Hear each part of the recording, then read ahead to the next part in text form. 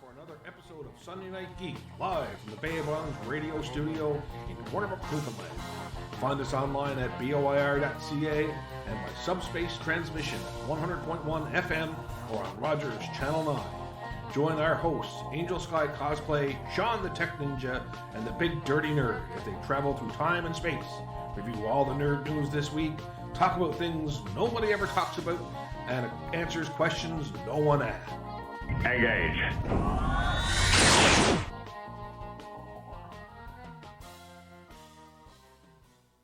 Hello and welcome to another episode of Sunday Night Geek. We are back after a 2-week little break. We were preempted 2 weeks ago, and then last week was the long weekend. Of course, you guys went out of town, which makes perfect sense.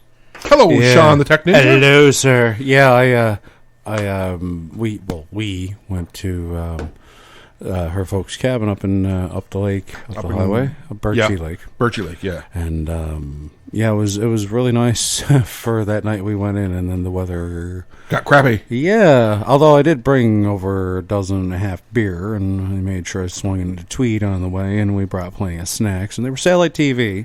And I could get enough signal for like answering messages and stuff like that. Oh, that's not bad. It's like you're living. It's like you went to home. That's what I mean. I was like going to the cabin back home because actually back home the 4G or whatever's a lot better apparently because it's just line of sight with a couple of antennas. Okay. So it's actually like it's right on like the mouth of like Lake Melville going out. Right. So it's actually a bit better. But yeah, it's the same thing. It was nice though. Yeah. Toby enjoyed himself. Yes, of course he did. Big dog like that out running around. Cuddled up with his nanny a lot. Yeah. And went out to shed with Poppy a lot. Every time you go for a pee with me, he'd go out and look and shed Poppy in there. You start one from when we got home last few days. We have to make sure, like when they're in town, we swings and by with them. Yep. Come see. Yep. And of course, Angel Skye is not here tonight. Yeah. She is doing the work thing. Unfortunately, she is being the adult. She is being the adult. We're here being the children, and she gets to be the adult tonight. So that's okay too. Got to make the money, got to pay the bills. I'll make sure that she is well fed when she gets home. Yeah, there you go. I'm going to make sure she has a nice old meal. Yeah, because like snacks when you get home after work for you is not simply a bag of chips. Oh. It's like a 5-course meal with wine and no wine. Steak and chicken, lobster. Well, I might have chops for her. Yeah, see? I knew it. Well, she bought a bunch of them there the other day and brought them home, and I got to do them up for the freezer anyway, so maybe I'll make her like a little noodle stir fry or something. Oh, my God. It's just ramen I gotta move in with you guys. Is it just for the food? Well, like I said, we're going to have to do like, that was an idea I had, is we do a live stream where we get some movie.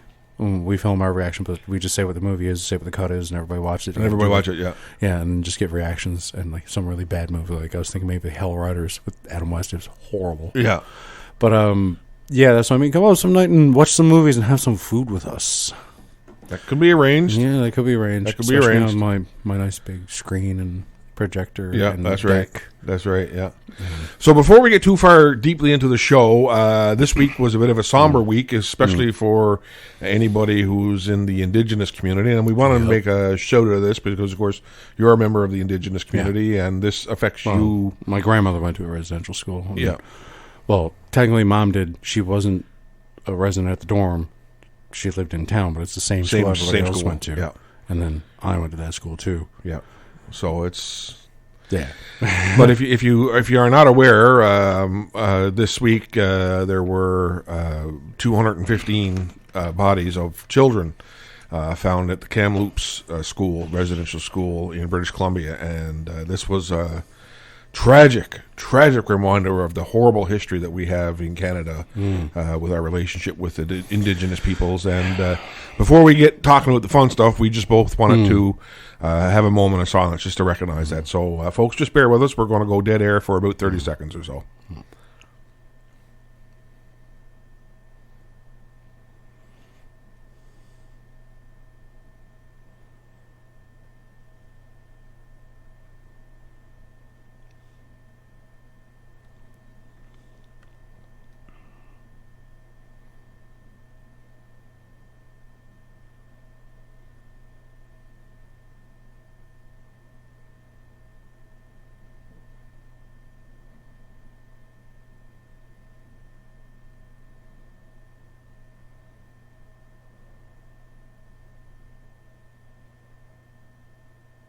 Okay, thank you very much, folks, for that moment of silence, that moment of remembrance. I know it's only what we can do here on air right now, but I think it was important to memorialize this terrible, terrible tragedy. And Sean, I hate to say it, but I think if they look further, they're going to find more. And they didn't write a lot of stuff down. Yeah, some kids just got lost. And some kids ran away. Some kids ran away. They didn't find them, and some they didn't find them alive. And there's a lot of things that have happened now. And this is just showing the tip of the iceberg. Like, and they think this is just. They said like this method that they used to get the hits that they did like through the seismic. They said they think that there's probably more. Yeah. And just think, that spot, and just think there were 140 schools across Canada. So, I mean, this could exponentially get worse. Wow. It's sad. It's disgusting. It angers me. Just terrible. Just terrible stuff. But all we can do is hope for better times ahead for the Indigenous community in our country. And all eyes are going to be on the BC government. Right now. Absolutely. So. All right, so before we get too mournful, and we are a geek talk show, so let's bounce right into this. So on the way here, because I picked you up, you had mentioned you guys are caught up on Lucifer, which season 8 was on Netflix, or season 7? It's season. I thought that they said season 5. It's the second half of this season ongoing. Okay, so it was So it's like 5B or whatever they're starting to call these things now. Yeah. But you do at the end see the end of the season. Oh, okay. Yeah. Is it a season ender or for what it seems, a season end. Oh, okay. It's a season end from what it seems, because it's a lot better than I thought too. Is it good? Yeah. I gotta get caught up. Yeah, it's really good. I haven't watched Lucifer since it went off Fox, and I'm like I really gotta watch it on Netflix because they can do so much more. They can. Yeah, they can. That's great. Even like some of the bodies that they find. Oh, really? They always go to this one. Oh, great. Now we're getting to see like all the way some of them die. Like some of them sharks, some of them, what was it? Force-fed wine and things like that. And force-fed wine. Yeah. I think we got a caller. I just saw something blink over there. Let's see. It blinked once. Oh, there we go. There we go. Okay. Let's get this caller on the air. Good evening, caller. You're on the air with Sunday Night Geek on Bay of Islands Radio. Hello. Hey, Josh. Now, in the last 2 weeks, and you guys weren't on the air. No, that's right. We were preempted 2 weeks ago. The holiday. Yeah. And then and the week before that was the bingo. That's right. Yeah. So, are you happy we're back? Yes. Yeah, good. We're hoping to be back now for the rest of the summer. So. Might take a weekend off here and there. Yeah. But, everything is good. Do some summertime stuff like fires. That's right. You got summertime plans there, Josh? No. No? Are you doing any camping this year? Yeah, we just got back. Oh, did you? So you did go away for the long weekend, did you? Yeah. And this weekend we did. Last weekend we didn't because it rained. Oh, very good. Okay. So was that your first weekend out camping? Yes. Oh, good. Good to hear. So you're going to get back into your summer routine now. Because I believe that I messaged you on Facebook. Yes. I told you about the bingo. Yes, you did. Yes, and thank you very much. Yes, very appreciative, actually. Yeah. So what's new with you, Josh? Yeah. Nothing. No, nothing new? So you guys are not in Atlantic County anymore, are you? No, that's right. No. We are not. Atlanticon has been turned over to a new person. Mm-hmm. What do you guys do now then? This show. This is pretty much it, yeah. Time for a break. Time for a change from the routine. So this is what we're doing. Now we're focusing on the show. Yeah? Yeah. So anything else happening? No. Okay, well, we're going to let you go then, Josh, and we'll talk to you again next week. Okay. Okay, buddy. Bye-bye. See you, buddy. And that's our true blue companion, Josh. Giving us a call. Get off your phone. Yeah, I was just answering somebody. They were trying to get back to me on. I need to take a look at a smashed phone that they have. A what? A smashed phone. Oh. Yeah. Time for the Pick a- Gola. Some Gola. Gola? Not an endorsement, but just I hopped into the gas station on the way here, and they have these cute little bottles of pop. There you They're go. 4 for $4. That's not bad. They're like mini bottles of pop. Just enough for one drink of rum. Oh my God, I can hear you drinking that. Glug, glug, glug, glug, glug, glug, glug, It glug. tastes like RC Cola. It's probably all it is, just repackaged. Well, a lot of companies, that's what they do. That's Like, what they do. Was it the Best Value or Great Value stuff up there? Like Yeah. the chocolate? That's Ganong. Is that what it is? Yeah. 355 ml, so the same as a can. Same as a can. So so good for a drink of rum. Yes, you stops there on the way to the cabin with your bottle, but Yeah. too bad they didn't sell. We're not like the States where you can just go in a gas station and buy a bottle of whiskey. Yeah, right. Well, some gas stations, Pasadena, you can. Pasadena? Pasadena's I know liquor stores in the Irving. Steady Brook you can too. Yeah. At the what's up there? Petrol? No. North Atlantic. North Atlantic. Yeah. Pop in there. Yeah, and you pick pop your rum up. around there. Yeah. But no, in Pasadena, it's in the Irving. Oh, okay. And the Mayor Browns are on the back. Oh, okay. So you can go for a feed of chicken and get you a bottle of whiskey. On the way to cabin. Nothing wrong with that. Going to Pasadena for a look. On the way to cabin. Pop. Yeah. Go to Pasadena for a look. He gets these 2-piece. Yeah. Feeding Yeah, some that's little right. dog. Yeah. Got his case of beer and his little dog. And Yeah. he's feeding him his little dog on the way up to the cabin. You think man, like that was way too specific? Like, is this what you've done? Have you done this? Oh, no, okay. No, that sounds like typical Newfoundlandia. Yeah, pretty much. Yeah. Get a little bit of chicken. We watched that Army of the Dead. What did you think about it?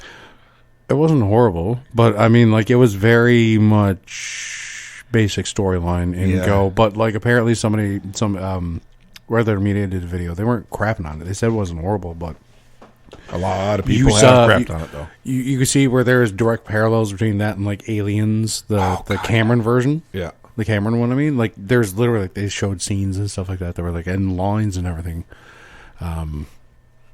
Little girls in the opening number.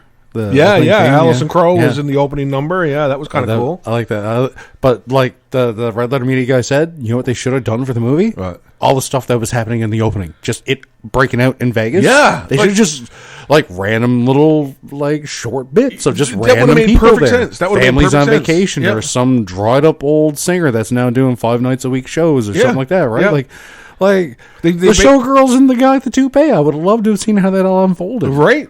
Like Like maybe they he skipped might- over all that and went right into this heist movie in the middle of a zombie apocalypse, and I'm like, well, fine. okay, But yeah, a little bit different, but like that teen that's popping the smoke at the end. That's how you end the movie. Yeah. that would have been perfect. Yeah. They showed us a whole movie there. Even like said, "Hey Elvis, look out!" And like when the tower comes down. And stuff. Yeah. Still, it's fine as a movie. Like some of the stuff was like when they used the zombie for the booby traps. That Yeah. made perfect sense. yeah, it did. Yeah, A few deterrents. what amazed me about the film though was that Yeah. Tig Notaro Yeah. wasn't even on set. Yeah. Like that was all she was all digitally inserted. Right, it was just amazing how they did that.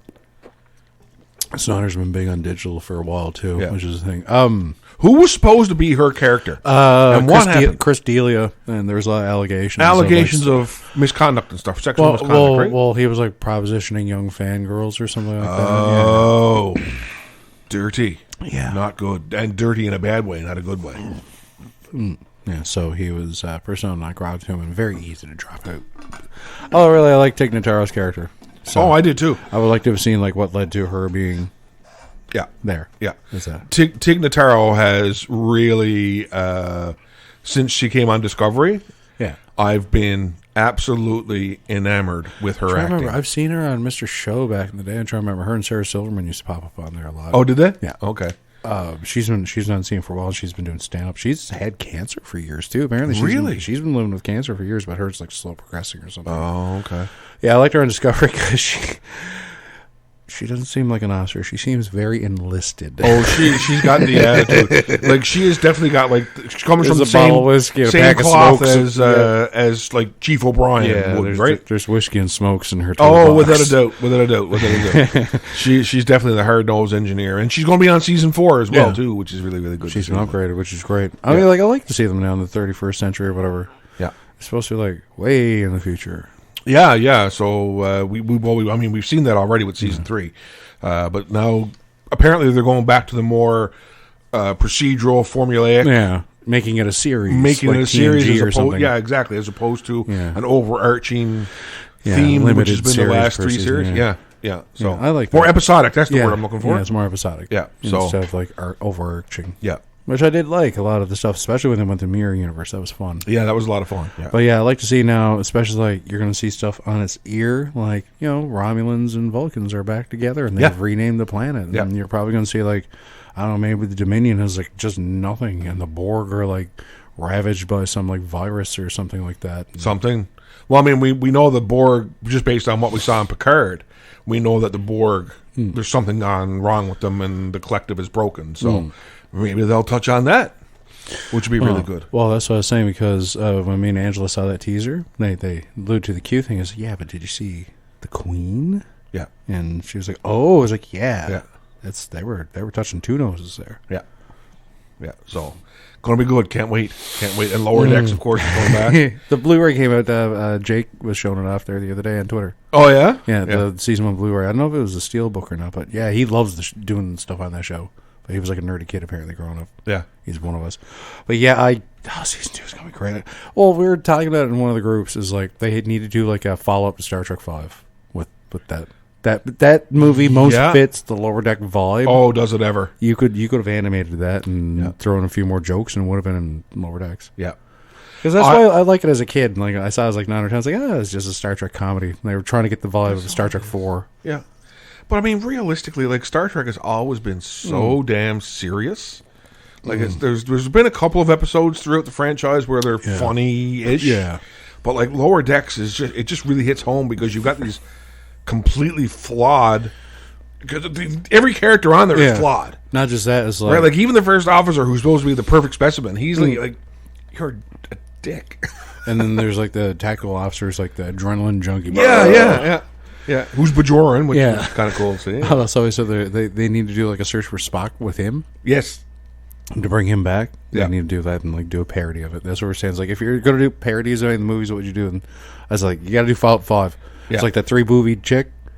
She's like they're apparently like to they're Romulans to like the Vulcans kind of thing to the Cations. Yeah. It's like they left because their planet banned any kind of genetic engineering involving like cosmetics. So like no, we want more boobies. Yeah. And so they left the planet, and so that's their main export is just like exotic dancers. Why not? Right? not? I mean, right now though, Lower Decks is focused mainly on staying within TNG continuity. I'd like to see callbacks, but I'd like to see it break into DS9 continuity Why? because DS9 seems to be that redheaded stepchild that nobody ever talks about. Even though it's so great because you got like Soldier, Tailor, Tinker, Spy. Yes. Over in one corner. You got Secret Augment Yeah. in the other corner. So like you got Captain America there who's like the old timey, and it's like, they set it up like an old timey town where the promenade is like the one street in town. Yeah. And you got if anything, it's more of a space western, or it's more of a western in space than Star Trek ever was. With the original series, I mean, with like literally just down, they're like a western on a seaside town where they got naval dump or whatever, and that's where the Defiant is, their big ship that they get. That's what I mean. That's it is to me. They gotta go back to those characters, man. Like I want to know what happened to Julian Bashir. I want to know what happened with Kira Nerys. I want to see if they can bring him back for Picard because of Section 31 and stuff like that. Well, apparently Avery Brooks is in talks to make some kind of reappearance in the Star Trek universe and Star Trek franchise. So we'll have to see, because last we saw him, he was trapped in the wormhole with the prophets. Yeah, so he can be farted out anywhere. That's the thing, because he's now living in non-temporal space. Exactly. Time doesn't pass where he's to. That's right. Exactly. So, I mean, this can be easily done. Make it happen. Make it happen. But yeah, Lower Decks for that. Oh my God, just the stuff for Garrick. I mean, he was such a good character, right? And so underrated. Like when he first showed up on the series, I remember going, "Why do they have a tailor?" Right? Like who cares? He's a Cardassian tailor.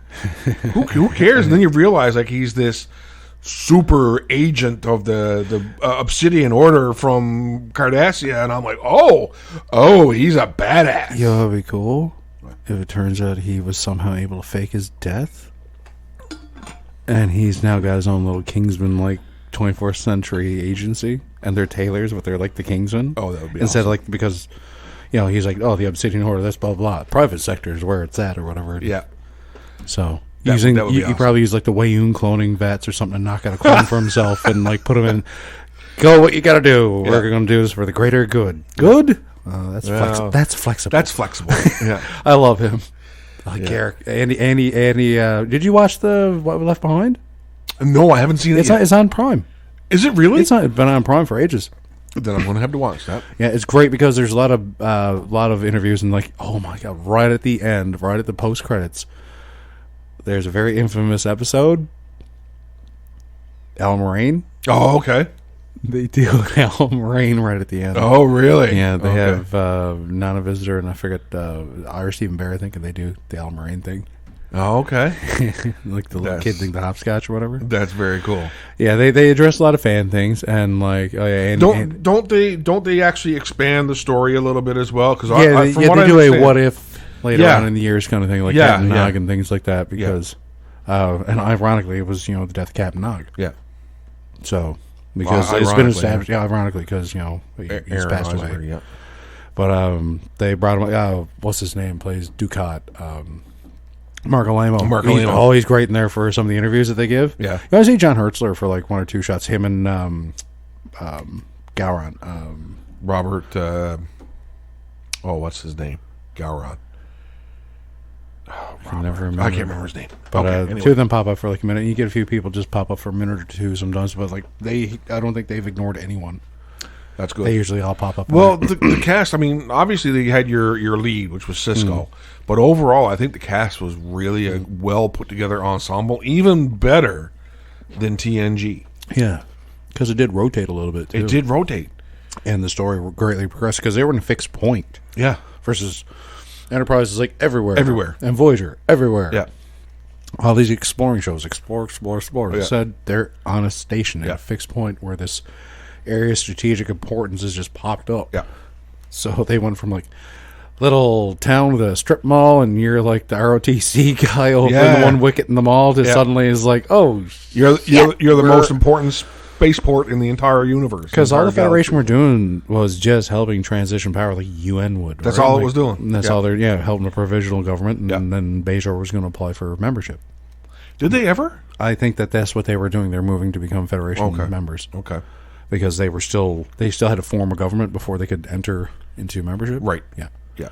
So, but I think that's what they did. And yeah, it'd be like nice to see Kira and people like that, like General Kira. That would be cool. Oh, That would be cool because she was a colonel when the series ended, right? Yeah. that's why she had 4 pips in that Yeah. collar when she wore the Starfleet outfit. Right. Yeah, exactly. Yeah, I gotta go back and watch this series. She looked sharp in that outfit. She wore her first contact outfit. Oh, yeah. Yeah, at the end. With the black? Oh, Yeah. God. That's That- such a good looking uniform. Everybody looks good. I in want that. one of I those. have one. I want like one of those. Yeah, I've got one. I've got one at the house. Doesn't fit anymore, but. I want one of those, and I want one of the TMP. Yo, Not TMP. the Sorry, Rathacon. Rathacon. Yeah, not the TMP. red- Oh the my maroon god. ones? I was going to say TMP. No, I'd have to wear like really No, tight, yeah. really tight codpiece. No, you You see that infamous you don't want to see. You don't want people knowing what your You religion. see your you little are. Decker. Yeah, you don't want to see your little Decker. Because we did see little Decker. Yeah. No, those TMP costumes. A lot of them got were- recycled, eh? A lot of them got recycled Like into from- the enlisted guys on the ship. On the ship, yeah. All the enlisted, they Yeah. took them apart, redyed them, and put them back together. Yeah. But definitely Rathcon era outfit. Oh, So sharp looking. and like they had that one needle do those collars. That's stuffed with sewing thread. They're stuffed. That's like a ribbing, Oh, really? Yeah. Oh, okay. punto or something like that, because it would be used for like making patterns and like cloths and tapestries and stuff. Yeah. But yeah, it's wool and nice and snappy and Yeah, really looks good, actually looks really good. regal. Yeah. Looks good. Horatio Hornblower in It's space. more. Yeah, exactly. It was more of a dressy uniform as opposed to a functional duty uniform, but I still loved it. like that part where it's like doo doo doo doo doo doo. Yeah. I picture this bow just ripping water going through like friggin' Master and Commander. Yeah. Oh, yeah. Yeah. That was a great yeah. movie. That movie is like got the same feel as Rathacon. Yeah. That's another movie of like you like. I want to see something like Rathacon, but I don't like science fiction. Master and Commander. Basically, that little kid swinging in. He's only got one arm, and the other arm's holding a musket. That was a great movie too. Yeah. But those outfits pretty good. But the weirdest ones were those TMP era ones. Oh my god! And they had little That little belt buckle, do you know what that was? That's supposed to like a little force field or It was something? a little biomonitor. Yeah. Because they had those on their stomachs, basically. Yeah. And then they had those great big wrist Yeah. communicator thingies that looked like... Because those were supposed to be, I believe, communicators and tricorders. To me, they all look like dentists. Yeah, that's kind of what they look like. Yeah, They look like they worked in space. And when TNG went back to the jumpsuit look, the one piecey or the onesie, I was like, no, don't do carpet this. everywhere. Yeah, no, I didn't like that at all. I like that one shot of the guy like he's vacuuming up the set between shots. Someone took a photo. It was like, join Starfleet. They said it'll be fun. You'll see space. Yeah, he's vacuuming freaking bridge. But when you think about it, I mean, the Enterprise must have had a janitorial crew. Oh my God, like you said, they got carpet everywhere. Yeah. Well, they probably had some little modes of automation, but yeah, carpet everywhere. They probably had some form of janitorial. Yeah, for sure. Make sure you get or they had a Roomba. Yeah. I mean, they could have. Little fingers under the bulkheads just go. Yeah. Oh, God. Yeah. Crazy. Can you imagine? But yeah. Did you ever see the conceptual sketches actually for the Star Trek Generations outfits they were going to wear? Yes, I had. Because you know the story behind like why they were all wearing the DS9 outfits. Yeah. No, I don't know. I don't know the whole story. They actually had to borrow those off of Deep Space Nine. Yeah, because the concept uniforms from Generations were basically taking TNG styling and putting it to the Rathacon style, you know, the shoulder pad thing and all that, and applet. Yeah. It didn't look nice. There's one screen test apparently floating around. Oh, is there? Yeah, it's because they actually had an action figure line with those uniforms, and until very recently, I had the Picard action figure in that uniform. They're basically doing a shot of the scene on the little station thing that gets destroyed later in the first time they encounter the wave. The Amagosa Star. Yeah. Yeah, okay. Yeah, because it's Geordie's wearing the outfit or whatever. And so they had one at least done for LeVar Burton. I gotta find that and see what it looks like. Yeah, and then they were too far and the budget was already done. It's like, go talk to Berman or whatever. And like, yeah, you can use those. This way Riker had his sleeves pulled up. He was wearing Avery Brooks' outfit, and he's taller than Avery Brooks, so his arms are longer. Yeah. And that makes a lot of sense. I'm pretty sure LeVar Burton's wearing Colm Meaney's outfit. Really? Mm-hmm. Holy crap! Wow. They actually had to borrow him off of Deep Space Nine, which is shooting on the same line at the time because they were just using an expanded TNG set. Yeah. With better cameras and stuff. Yeah. And then they overhauled everything for the movies. Yeah. Sovereign class era. Man, like those black uniforms with the gray shoulders and the departmental color undershirts. Love those so much. They're so good looking. They're a functional duty uniform. I like Sisko's like vest thingy that he had too, and then he had that jacket as well. Like those are nice. Yeah. And even the admirals look sharp with that belt. Yeah. And then the piping. Yeah. They're not too much different versus like before. Yeah. But then, Yeah, because the admirals in TNG and DS9, man, they looked... Oh my God, the first 3 seasons they're basically throwing crap at a wall and seeing Were they stuff, ever? Right? Were they ever? And like, remember, what was the one, Code Von or whatever, where it's like, he's an old man, he starts de-aging or whatever. Oh, yes, yeah. And he has, the makeup's horrible too, but I mean, like, that's another story. But they have this like little pipe of something on the shoulder and there's swaths everywhere. Yeah. I was just like, man, what are you doing? What's going on here? It looks like failed aerobic outfit. That's exactly what it looks like, yeah. And then although I did like the one, was it Arakanawa or whatever his name was, but they put his things wrong on his neck or something, but he had like that high collar before they were doing high collars for everyone. And I guess somebody saw, I was like, we'll put high collars on everyone, but like he had a different style. But there was a cool Admiral's outfit is when Janeway sees her dad, I think it was, or something, or what was it? It's supposed to be her dad or something. And he looks like he has like a kind of a TNG, TMP era Admiral's outfit, like just before they're going into TNG or something. Oh, okay. They don't know if it's canon or not because it was aliens actually using his image or something like that. But it looked like it was just that transitioning and over. Right. Although I did like it when you'd see like that Picard episode where he's back being a cadet or whatever. And he's in the more Rathacon style. Rathacon style, yeah. Yeah, because I think that style of uniform style, I mean, you can actually find the charts online that shows the evolution of the uniforms and when they were, what eras they were, and what years. Enterprise C. They basically had they had the TNG era without the undershirt. Yeah, it was just the jacket. Yeah, but still they could tap on their. They had the movie era stuff, and they could still tap on them, which is cool. Yeah, I think cool. They had no belts. I don't think. Right, they had no belts. Yeah, you're right. Take the belts off. Yeah, and then that was after Picard, I think, because that was around when he would have taken command of the Stargazer. I think, and he had command of that for years. Yeah. Because I think when he started on the Stargazer, that was when they transitioned over the new uniforms. Yeah. But because in the episode where we meet quote unquote Jack Crusher, that's the style of uniform. He's got the jacket, but the com badge is TNG. Yeah. I mean, there's cool stuff like that. This has become a heavily Star Trek episode tonight, but that's okay because we're both Star Trekkies. So. Oh my God, yes. Yeah. No, saying there before what Air 2, I found this like Green Strawberry, and they do like aftermarket parts for model kits, and I got the AMT Earl Dominion Defiant, but it's the second run because I had the first one. It came with the paints and everything. Yeah.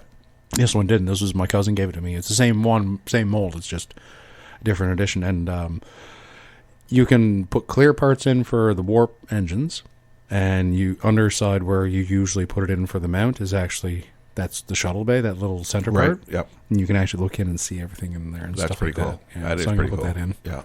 I used to do a lot of Starship model building when I was young. I had a really nice bird of prey that I did. Really nice. I think it might still be at Mom's, actually. I had a D7. I had an Enterprise. I had a Reliant. I had a TOS Enterprise, and I had a Reliant. My uncle gave me the D7. That was actually one from when he was a kid back in the 70s. And I had that Defiant before, and I'm going to do this Defiant again. But I want to try to get made, even see if somebody has 3D parts, things I can get somebody printed out for me and put together as a new Discovery era, like what I call Hermes Salvin class. Oh yeah. But I like to put the deflector down like by the nacelle. By the nacelle, yeah, that'd be cool. I saw somebody on one of the Facebook groups had posted a Kelvin era or Kelvin timeline. Crossfield class. Oh yeah, I seen that. It was. I gotta like say, an arrowhead for the body. I was like, that's sharp. It really, really looked nice. I was like, that's sharp. Yeah, that looked really. Yeah, and then the other one that had like the secondary hull coming down, but the nacelles are coming down. Yeah, I like that too. Yeah, that was nice. I was like, that cuts a nice little profile. Yeah. There's some good designers. There's some really, really good designers. Bill Krause is one of the names that keep popping up that I see. Who's that? Bill Krause. Bill Krause, yeah. Yeah, because some of the stuff he goes, there was one of these he does a lot of Rathcon TMP era ships. Oh, so nice. You got to admit, that design aesthetic. I love that era. That era of design aesthetic was just beautiful. Just stunning. I had a theory I put in one of the groups. I didn't realize till afterwards. Somebody, a popular website for a lot of the canon stuff, also had that theory. And that was that the Reliant and the Miranda, they always did that two-head thing for developing. Same thing in Constitution, the Enterprise, when they did that class. Never had a TOS design. The Miranda didn't? Yeah. Oh, interesting. Okay. Because Constitution was developed around 2232 and entered service around 2240. Right. Miranda, Reliant is seen its registry on screen during court-martial. Now, from what they can tell, it was a rather new class. She was in for a minor refit, actually. Oh, okay. So they were probably shaking her down in her first couple of years, the Miranda and the Reliant. They probably had the new titanium hulls and the new intermix warp cores, and they tried them out. I was like, holy crap, these things are more powerful than our Constitution classes. Get them all in a refit. Get them all in a refit, yeah. And so Yorktown, which is when they surmise that the Enterprise is renamed from, when they gave them the A, is a newly minted, not a refit. It's built from the space frame up. Oh. I think the reason why she was decommissioned is because of an armistice agreement in that treaty. She's one of the battleships of the Federation. Of the Federation, as opposed to a heavy cruiser. That makes perfect sense. Yeah, so they would... Because the original Constellation Enterprise... Constitution Enterprise was a heavy cruiser. It wasn't a battleship. Yeah. But you're saying the Yorktown... Well, they viewed the Klingons would have viewed them as the battleships. They're the frontline ships, right? That makes perfect sense. So a de-escalation armistice, right, would have resulted in her. And what would have probably happened was a moratorium on new ones would have been made. And I got a theory that she was actually rechristened again because, as well, Enterprise B only rolled out a couple years later. Yep. Literally. So they had a revision of the Great Experiment with the Enterprise name on it, so they had to put that ship away. She served her purpose. That makes sense. My personal theory is that's the Constitution that's floating around Wolf 359. She was still in service as some other ship. Possibly, yeah, it makes sense. She's probably had 2 or 3 different rechristenings. That happens, apparently. I mean, Sao Paulo became the new Defiant. Yep, that's right. So that's the thing. That's right. So that's my theory. It's entirely possible. My theory wasn't a lot of people say, as well, there was an armistice, so a lot of them were, and then you'd start getting Stargazer and all those Constellation class ships because they're just big freighters and stuff like that, right? And they're I mean that's even what Stargazer looks like, is a freighter, right? Yeah, she's just doors everywhere. Yeah, she's got exactly. She got bays everywhere, right? Amazon logos here and there. Yeah. All these little Amazon ships are floating Amazon Prime. Oh, my gawk maker is here. Little tiny drone floating on Kittimer. Yeah, that's right. Yeah, that's great. Yeah. But that's the thing. Like the ambassador classes were that. That's why they call them the ambassador classes. They were meant to be like the ships for for putting politics. through the relations, and they came to the diplomatic ships. Diplomatic ships as well. And so a diplomatic ship came to the rescue of the Klingons at Kittimer. Yeah. So and that's what cemented them being allies, etc. That's what I mean. That's how the ships went in that era when people are theorizing a lot because we don't see a lot of documentation. That's what it is. You see all these little variants and everything like that. Yeah. Now you still see like little patrol ships. Like you see some of these ones like they look like fighters almost. Yeah, like I seen one, and dude cut out a lot of the hull, and in the front is like 2 torpedo launchers in the front, 1 in the rear, the little crystal, and just 2 little curved things and 2 little nacelles. She's only a bit bigger than Oberth, but she's basically like a PT. Yeah. Oh, she's like 4 or 5 decks like that. It looks fun. The one I like is a TOS era, the Archer class or whatever, the little tawny ones. They're like a runabout. Yeah. And they got like when they land, they got like a little ramp, and all this stuff. But like ships like that big, like Oberths and stuff like that, I love. That's my and the Oberth was. Oh, sorry, I'm not. Maybe I'm thinking wrong. Oberth was the science vessels, right? Yeah. Grissom, right. I saw recently on Truck Yards. Actually, they had he was showing off one of the little Japanese companies that makes ships, not Eagle Moss, right? And it made a Grissom. Really nice. Really detailed, yeah. Okay. I watched some of his little, like, he does the unboxings of, like, some of the models that they would get. The Canadian with the mustache, with the glasses on Truck Yards. But anyway. Yeah, it's about this big. It's about the same scale as Eagle Moss, but, like, the detailing is a bit different than that. Yeah. I just realized... Eagle Moss are beautiful ships, by the way. Yeah. I just realized because I have clear decal sheets, if I need to print off any Aztecs, if anybody knows about modeling, they know about Aztecs with Trek ships, the little... hull plating patterns. Oh, yeah, okay. Yeah. At least I know that I got a printer and I got decals and stuff like that I can print. So if I have to, I'll go that far and do Aztecing. Yeah. Like, man, some of the stuff some of the model makers actually do in some of the groups. Unbelievable. Like, I'm watching somebody put together this. There's a big Eagle Moss kit you can get with all the lighting in that, and it has like a proper frame, like the space frames it, and they're doing a Galaxy class. Really? Oh, and it's like you're basically putting the hull and the frame together. There's no decks in between, thank God, except for little sections here and there. But there's lighting on everything, and even the bridge and what do you call there's a section is the bridge that leads out to the shuttlecraft, and that's all one part. And they're showing I'm soldering up all the wires and blah blah blah, and that's how the kit comes. That's amazing. They're like the big high level kits, right? For Eagle Moss does for professional model builders. Oh my God! Pretty much. Oh, they're huge. Some of the ones you put out to see, like some of these Eagle Moss people do, and then some people just design them from scratch and print them off, and like little parts here and there and everything. I'm like, oh my God! Yeah. 3D printers have changed the modeling industry because now if you find something that doesn't quite fit the way you want it to, that's 3D print, and 3D printers are getting so cheap. Well, we were talking about on the car on the way down. Holy crap! You're saying you're supposed to be down a vinyl cutter. I do have a little laser cutter. Like I'm going to use it for like little hobby PCB boards that are about this big. You can get them down. Yeah, small enough that you can do that. That's a story for another day. But 3D printers, they're like sub $200. Sub $200. It's crazy. You can get them really cheap. Like Lions Tech Tip showed one off as a $115 one. The only issues it has is it didn't have fan or anything like that. The boys literally showed like $50 more than mods. Here, it's a decent printer, but they said, well, if you're going to spend that, spend 20 more. And then they showed this one. I was like, oh, that one's so much better. I was like, wow, I can just like print off little model kits if I want to. Print off whenever you want. Yeah, it's pretty amazing. Like, I used one at the university when they had that makerspace up there in my little Raspberry Pi. It's carbon fiber. I have a little carbon fiber Raspberry Pi nice. Cover. Like, yeah, people are printing off like. There's really nice ones that are a powder medium, and it's a resin, and they color as they go. Yeah, and they are assembled. You don't have to like put them together. You don't want to. It can be just assembled because after it's done, it drops out all the rest of the powder, reclaims it back in. And you just clean it off with a brush, and it reclaims all the rest of it. And then you just kind of like, if you need to put a little varnish out there, some varnish to make it look glossy, but like, it's got color and everything. Like, watch a guy show like his company makes these printers, and what they did was they printed off like 4 different.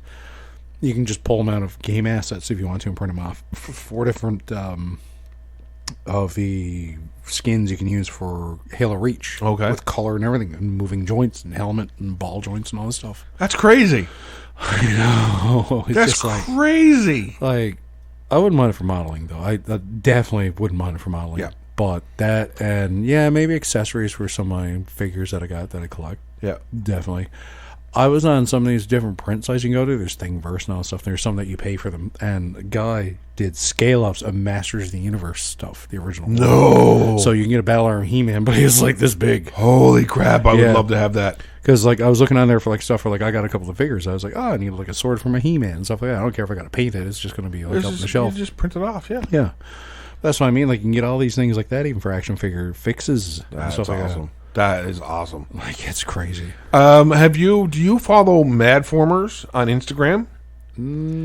What he does is he takes the retail versions Yeah. of all the figures, takes them all apart, and then repaints them realistically. I have looked that up. There's Oh, people do that. Madformers, check him out, man. He's amazing. I saw somebody do that with some of the Hot Toys figures. Okay. Fix the paint on them. Yeah. Because they're fairly good.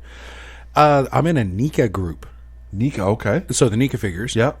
And that's what some of them do. Some of them strip them down, some of them paint them, and some of them like Casey Jones for the Ninja Turtles run for the film, first one. I don't think they. I think they kept the mask on him because they said something about rights and the Cortez wouldn't sign off, so he had to have the mask. Yeah. And you take the mask off, and he essentially does look like a lot of Cortez, but it's got a big peg hole in the head, and some people are filling in the peg holes and sanding it down. And they're doing a Casey without the mask on. Okay. They sand off the little peg, and they put a little tiny leather strap through and put it on his head, glued in place, and like Casey got his mask up, like in the movie sometimes, and his hair is out and stuff like that, right? Yeah. Like they go in like that, and like some people make like customs and Oh yeah. Some of these Backgrounds. people who modify these figures and whatever, just it's mind blowing. I mean, it's truly a talent. I saw a McCready figure the other day from John Carpenter's The Thing, like Kurt Russell's character. Oh really? Oh, it comes with that hat and everything that he has in the opening. You know, I've never seen that movie. What? Yeah, I've never seen the thing. I've seen it. The prequel's actually not as bad as people say, but yeah, Okay. that movie's great. As like a classic 80s I know. sci-fi horror I know. movie, and like a very much you distrust everybody around you movie in general, just paranoia. It's great. It's a movie in a bottle. I was never really into horror stuff in the 80s. See, I didn't start getting into it until If you like sci-fi probably horror, until I was in my mid-20s. this one is very much more like a sci-fi horror. It's not like slasher Okay. or anything like that. It is Okay. very much like more Cronenberg. Oh, okay. Yeah, it's more body horror. Okay. Stan Winston did an astounding job on the stuff on there. Stan Winston handled the special effects. Yeah. But yeah, no, it's great. Yeah. It's great. I didn't realize Yeah, John check Carpenter it was out. a musician as well. He did a lot of the music for his films. Did he really? Well, he does the music for that. He does the music for Escape from L.A., Halloween. Okay. Big time video gamer. He plays Fallout 76. Oh, wow. Him and Jamie Lee Curtis both love video games. Okay. I knew Jamie Lee Curtis did, yeah. Her and Christopher Guest. She's a nerd like us. She is one of us. And Christopher Guest, too, her husband. He's Oh, from, yeah? like those like Muddy Wind and stuff like that. All Didn't- those films. And Spinal Tap. He's in Spinal Tap. I'm just trying to think now. I think I saw this either on Twitter or Instagram, but didn't Jamie Lee Curtis, she went to a convention or some kind of something or other. She dresses as a wild character. She dressed up as the Pink Ranger? Probably. She's pretty dressed sure up as she did. Vega from Street Fighter one time. Oh, my God. See. She mains Vega, apparently. I love Jamie Lee Curtis That's so what I mean. much. I'd love to be able to interview her just like Yeah. about like her. Do your Hollywood talk for a minute, and then everything else like, okay, so what are you playing? Yeah. What's in the? Because she's in the Borderlands movie that they're making. Really, is she? Yeah, Okay. her, Kevin Hart are in it. A couple others. I paid a little attention to it, but yeah. She's like, they asked her because they knew she played video games and stuff like that too. It's like, yeah, sure. Yeah. And now that all this stuff is becoming more and more mainstream, I mean...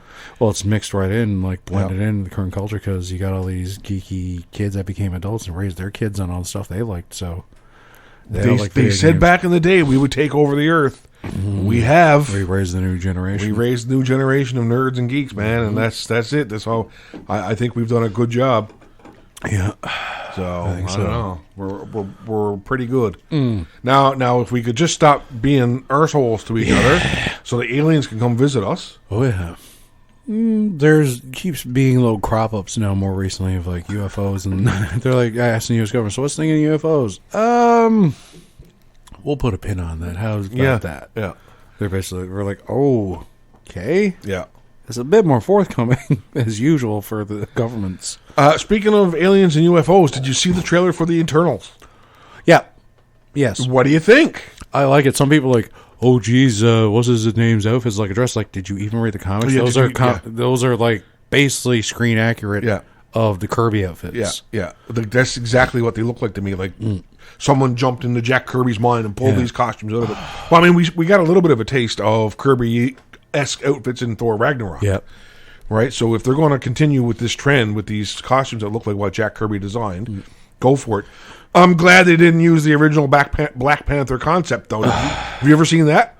With, like, a tail? No, it's... Well, you know what? I think it might have had a tail. But it was like a yellow suit with a tiger stripe band. Oh, yeah, because he was a color later on for Tiger or whatever her name is. Yeah, and I was like... First time I saw that... Well, I saw it on Comic Book Man, and I was like, oh, that's gross. Yeah, it was just kind of like there were some bright colors in. Yeah. Oh, yeah, you say in Ragnarok as well, when you look at the buildings and even the tech and the colors and that, it's very Kirby. Very, very Kirby. Like, it was very bright colors. Which, like, you know... There's an Instagram account that I follow, I think is like, basically an archive Kirby account, but they put up some of his old paintings in that too. Yeah. Like he would do like ink and then watercolor paint them. And like, yeah, the guy like purples and pinks and stuff like that a lot. He used a lot of bright colors. And it's nice to see that Kirby is getting this sort of recognition. Yeah.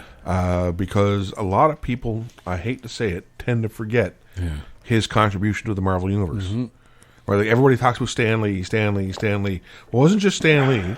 Jack Kirby and Steve Ditko. Didn't Kirby essentially design Spider-Man though? I believe so, yeah. Because he did the cover of Amazing Fantasy 15. Amazing Fantasy That's 15. his cover. Yeah. People don't realize that. They're like, oh, Steve Ditko's like, that's not his cover. No. He did the interiors. That's not his cover. Yeah. Yeah. So that's the Kirby. Yeah. And I mean, everybody knows about the big schism that happened. Yeah. Stan Lee and Jack had a big He ended up fall. going over to Marvel. I mean, going over to DC. DC, but he left Marvel. I was going to say went over DC, but he was getting in some out there stuff though just before he left because Marvel. He did an adaptation of The Prisoner. Oh, really? Yeah, Okay. I can try to remember if it got printed or not. There's I can't remember the name of the channel. And I watch this stuff a lot. He does stuff on like Miracle Man, and he even explains the whole like the lawsuit thing and things like that. And when what's his name had it, actually didn't have it, but he thought he had it. But he talks about Todd McFarlane. You talking about? Yeah, when he thought he had the rights to Miracle Man, and he talks about Kirby did a adaptation of like when they would do some small adaptations like series and stuff like that when they did license work. And he did an adaptation of The Prisoner, that British show. Wow. I am not a number. I'm a free man. That one, yeah. Interesting. He's done a few like movie adaptations. 2001: Space Odyssey. He drew that. Really? They adapted that. He drew it. Yeah, look it up sometime. I'll have to. It's some of the more psychedelic scenes are a bit more psychedelic. Yeah. I can just imagine. He worked in some. He loved the science fiction genre in general. Yeah, he did. I always thought to myself, I would love to have seen the man do heavy metal. That magazine, Heavy Metal magazine. If he did, can you imagine? Like that's one of the missed opportunities in the world. Like I watched this film, Blood Machines. That's a Kickstarter put out there the other year, and I watch it. And all the imagery to me is like this is like if Kirby did somebody adapted like what if Kirby did heavy metal and then adapted it for the screen. Yeah. Like even like the big gun that a guy has. Like he shoots off and like it has a big like beam in it, but like it looks like a Kirby gun. Like he's dressed like with the gloves and a leather jacket, but like not Nunny's jacket is like he looks like a Blade Runner character. But if Kirby had drawn him, it's more like a uniform. What channel you say this was on? It was on Shudder. Shudder, okay. Yeah. Shudder. Sometime look up Blood Machines. It's Blood Machines. Yeah. Okay. Seth Ickerman directs it. Great soundtrack. It's heavy synth. But yeah, it looks like something Kirby would have done. There's a little bit of nudity, but it's not like nudity. I got no trouble with that. Don't worry. It's all boobies. Okay, we're cool, man. We're cool. It's tasteful boobies. No, it is. When you watch the context, what happens? Like, yeah, okay, that makes sense. That makes sense. Yeah. But the soundtrack is great. Sit down, have a drink or two when you're watching it. It's a nice soundtrack if you like synth. It's like it's not a big synth person. But. Yeah, it's decent. But Kirby. What was I also looking up that he did? The Centurions series, I think he did. And Super Friends, he did some. Did he really? Yeah. I did not know that. The Super Friends stuff, he was kind of behind that. But more the adaptations of the comics. Cartoons, I mean. Okay. Superpowers, I think. Oh, the Superpowers. Yeah, okay. Which apparently was the I read online today that it was the high point of DC's popularity. Yeah. When the Super Friends were on. Or the Superpowers there, not Super Friends, the Superpowers there. Yeah, because they had like the figures and they had the show. Yeah. I loved those though when I was a kid. We got cable late in my town when I was like 84, 85, and that show was in its last couple of years on ABC. And the figures were there because I had Batman. I still got a couple at the house now. I'm customing out, but I had Batman. I had Firestorm. I had Penguin. I didn't have any of them, but a buddy of mine had Lex Luthor in his power armor. Apparently, you can buy a house if you have Cyborg. The last run was a low run, and Cyborg is like the rarest. Really? Yeah. Wow. Especially if you got a mint. Because he's got all that shiny all the shiny stuff on him. Yeah. That's what I mean, though. That era is like... And they were doing other stuff, like I said. I go to, like, comic stores and I look in their bin. Like, I go to the one out in St. John's there. Well, a couple of them downtown comics as well. And I try to find cheap ones that are, like, kind of memorable. I pulled the Marvel John Paul II issue. Oh, my God, I had that. And I got I don't know why I had it, but I had it. And I got the no prize. I pulled a no prize. Did you really? Yep. I didn't think there was actually a no prize. It's an issue. What is it? It's a comic. But what's it about? It's just like a issue of Crazy or something like that. It's like they do like cut some paste of old comics, and I haven't really read through it too much, but it's like they like stitch them together and stuff. Okay. It's just a weird little I thing always thought a no prize was literally that. Like, you don't get anything. No, I think anybody who's not familiar, back in the day when Stan had Stan's soapbox, at the back of the comics where they used to print all the letters fans would send in, they would offer this no prize. Yeah. And I was always under the impression that the no prize was literally nothing because you got no prize. I think it was just a comic that they would send to people. Really? From the looks of it, yeah. I had no idea. I'll go pull it there next week when we do the episode. And I'll pull a few of these weirdos that I got because I found some gold key, like 60s TV show adaptation. Yeah. Like weird, the old like Star hippie. Trek stuff. And Not that. I never got that lucky. But I got Marvel Star Trek, like the first few issues of when they had the TMP era. Wow. So the first 4 issues are adaptation of that movie. Yeah. And then they continue on other stuff. Dave Cockrum does artwork on a lot of it. Jeez, wow. Yeah. I got like a fair bit of like I'm trying to think, do I have a gold key? I think it might have been a reprint maybe, but I've got the Marvel, a lot of the DC run. Like, not all of them. I just mean like, samplings of all of it. And like I still got a lot of the Deep Space Nine Malibu run when I was a kid. And Angela gave me bag number 1, actually, the only one I never had. Oh, really? She gave me bag number 1. And I'm trying to think. I got a few of the other just little Marvel-y things, but I got a lot of those square bounds that Dollarama had. Yeah, I got a bunch of those as well. A bunch of them. Yeah, the Marvel series, the Marvel Star Trek series, is very interesting because they tried to fill in the gaps between all of the movies, and after Star Trek 3, when they blew up the Enterprise, the crew actually transferred onto an Excelsior class. Yeah, which was kind of interesting to see because obviously Conan the Klingon was in with the crew, Bear Claw, Bear Claw. Yeah, I've read a few of them when I was a kid, and I found a few of them later on. And I got a bachelor party issue, and Conan was getting married off. Oh wow! But didn't they bring back a couple of characters from the animated series? Well, Moress, Aerith, the Navigator. Yeah, and I'm trying to think who else, because I'm trying to think from there's a Who's Who. I managed to find 2 PDFs of Who's Who. Howard Chaykin does wraparounds of both issues. Wow. Painted. Wow. And they're like Kirk from like the 80s, so like he has a slightly curly hair. And the collar and the white shirt and all that stuff. Yeah, it's great. I got it on my little tablet. I should have brought it with me. But like there's entries for like a lot of them that reappeared in like the animated and stuff like that. That's very cool. Morris is there, and when her entry, I'm pretty sure you see her in her TMP era, Wrath Khan era outfit. I think so. That seems to... kick I'm trying to jog my memory. There we go. What's his name? The Klingon has his own entry. Bearclaw has an entry, and so they have entries for like the 80s era. Yeah, which is pretty nice. And the rights for those automatically fall back to the licensor too, so they could reprint some of these. Yeah, I have kind of cool. I have a CD-ROM at home that I ordered years ago that has all the Star Trek comics on them. Up until.